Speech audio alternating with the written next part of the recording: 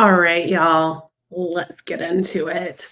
So, the reason that I haven't made a Science of Mind symbol video yet, because I told y'all that I would, is because I only sort of use the Science of Mind symbol. Like, I get it. I think it's a great symbol, and I think we can get a little bit caught up. So, I'm just going to remind you as we explain, or as I explain all of this, that this is a finger pointing at the moon, not the moon itself. And I'm going to try to go into that a little bit. And I also am going to get into masculine and feminine because we had touched on that ever so slightly. And I could just see all of y'all about to be, I don't know, have feelings. So let's get into it, shall we? All right. So, first and foremost, this is the Science of Mind teaching symbol, a pretty stylized version of it. But for our purposes, we're going to use this little one right over here to my right. And so, if you recall, up here in the top, let's see, up here in the top is God, spirit, absolute, also mind, universal mind, blah, blah, blah, blah. The middle section here is soul, subjectivity, unconscious, subconscious, all of that. And then down here is the body, the out picturing. So seed, soil, plant in that order. Now, I think where some of us may be getting caught up is that this symbol is actually used to represent two different things. It is represented, it's both the creative process, but it is representative of the creative process of the infinite. And because we are made in the image of the infinite, because there's only the infinite, and I'm not going to get into a whole thing about fractals, but they're very cool.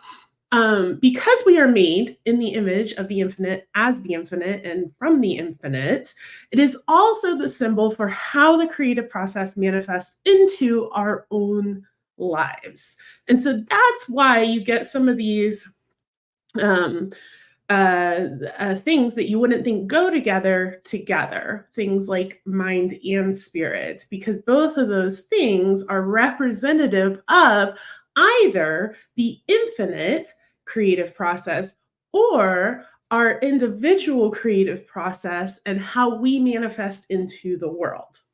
I know, just hang with me, okay? So, as a reminder, there's the three parts, and then over here, the circle around it is a representation of all that is. And it is only a representation because, as we know, as Thomas Troward said, the infinite is a circle whose circumference is nowhere and center is everywhere. So the circle is really just a representation, a reminder of all that is. And then the V, I should have mirrored my video so that I could just point easily, but I did not do that.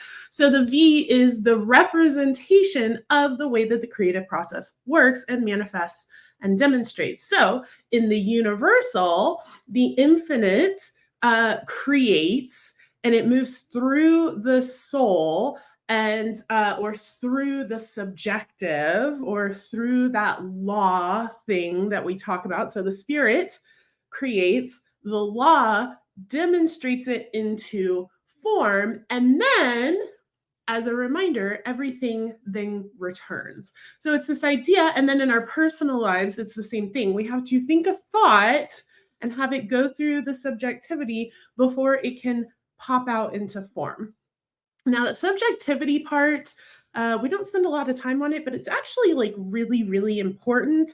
It is the reason that soul, soil, whatever you want to call it, middle section there, it's the reason that every thought isn't manifested. And that's really actually a good thing because my house would be a menagerie of animals. Lately, I have really wanted a bearded dragon. My spouse does not want a bearded dragon. And luckily for them, our thoughts don't manifest automatically, or they manifest automatically. They don't manifest instantaneously. Otherwise, we'd have about 20 bearded dragons running around the house, right? There is a a period of time or a period of coming into alignment in that soul section. That means that when we think a thought or when we align with spirit up here in the top section, there is a process, a natural law that it moves through. It is in alignment with the natural laws of the world. And therefore, bearded dragons don't just pop up automatically in our house. There takes some, demonstration, manifestation, action in the world of some sort. Now, that action could be that I do a bunch of research and I get all the stuff and I go to the pet store and I pick out a bearded dragon and I pay whatever money and I get my bearded dragon. It could also manifest in a whole lot of other ways. Somebody could show up on our doorstep and be like, I had this bearded dragon and I thought of you. So here's a bearded dragon and all of the stuff. Or it could show up like I walk outside my front door in the middle of February in North Carolina and there's a bearded dragon sitting there for me. Unlikely, but possible, right? So that demonstration can happen in a lot of different ways. And all of those things require my action. It requires me going to the pet store and buying one. It requires me opening the door when the doorbell rings, or it requires me going outside of the house to find the bearded dragon in my yard. And since it's 40 degrees, I really hope that doesn't happen. So, that law section is the natural laws of the universe that support us in manifesting and demonstrating. Now, then, let's get into it even more. That was just basic overview. Here's the problem with this symbol, or here's one of the problems with this symbol. It doesn't talk about the fact, or it doesn't talk about the fact that there is a collective aspect to manifestation and demonstration. So, a little just before we even get into the collective, if you want to think about it when you're just thinking about you creating as an individual, you creating into your whole own life, here's maybe a little bit better of a symbol for that. So here you can see that the circle, this black blob, is not as clearly defined and is more a representation of just the allness that is. And then you can see that there is a time aspect to things and that we are continually and ever creating into our lives. So then, when we get into this idea of the collective, we want to think that it's something like this, that you're here and I'm here and somebody else is down here, and we're all moving along our comfy little tracks and manifesting our own lives. And what you think or do has no relationship to what manifests or demonstrates into my life. This is what we want. And really, this is how we tend to teach the science of mind symbol. And you'll notice that this is what Ernest Holmes talks about a lot in the Science of Mind textbook. It's very individual. It's very much you think a different thought, you are going to have a different outcome. Period. End of discussion. It doesn't matter what's going on in the world at all. Fantastic, except that that's not actually the way the world works. So, in order for that to be true, we would have to believe that this bottom section here, down here, is Maya or illusion. And some people do believe that. In fact, in A Course in Miracles, that is the belief system, is that anything that is happening in form, so my body, this thing behind me, this microphone, my animals, the bearded dragon sitting out on my front step, whatever it may be, is all just an illusion. It doesn't really exist. That's the only way that we could actually change our entire experience without anybody else being involved, because then I'm the only real thing and everybody else, every other experience and manifestation is just my own brain or my own mind making it up. So you don't actually exist. in my experience, and I don't actually exist in your experience. We are having completely separate experiences of an illusion that we call reality, but really reality is spirit, which is backing all things. That's great if you believe that.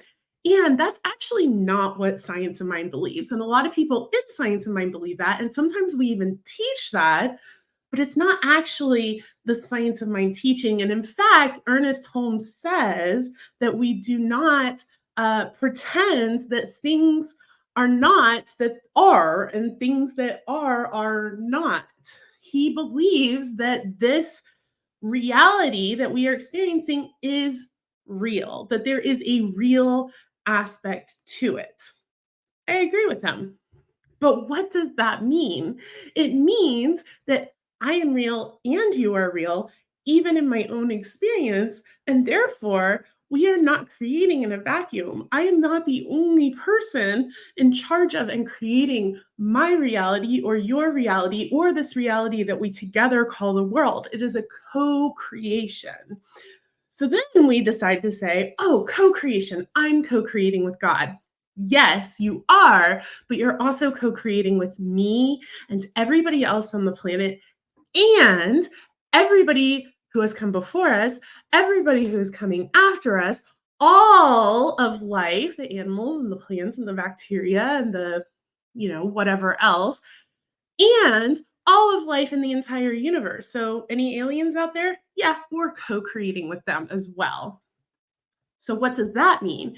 It means that we don't get this pretty little I create my reality and you create your reality, and so over here creates their reality. Instead, we get something more like this, and it gets really, really messy. Now, this is also the reason why we can't just pray away all of the bad things that are happening in the world. Remember, with the bearded dragon, no matter how it shows up, I have to take action. And we often forget that aspect in the Science of Mind teaching symbol because we like to move it down into just thoughts create things and change your thinking, change your life.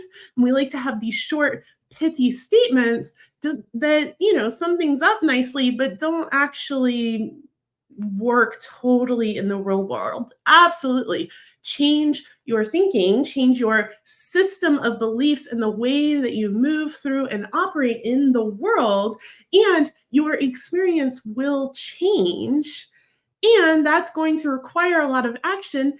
And you can't individually change systems that have been in place on our planet for hundreds, thousands, millions of years. All right. Take a deep breath and stay with me. Actually, you know what?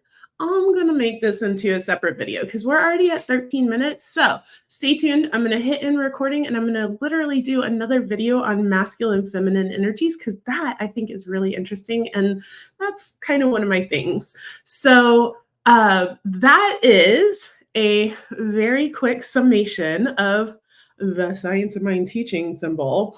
Oh, and as a quick reminder, and you can see it here, it's not an upright symbol like this. Spirit is not any better than form. It is not higher than, better than, more enlightened than, higher vibration. It's none of those things. This symbol, it is arbitrary the way that it is facing. So we could just as easily put it upside down or to the side or upright.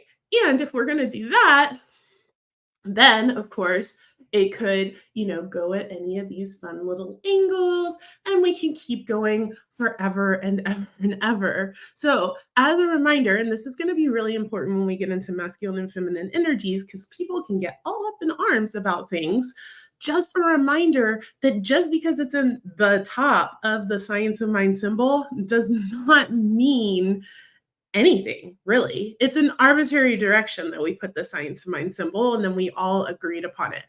It's a symbol. It's a symbol. It's a tool. It is not the thing itself.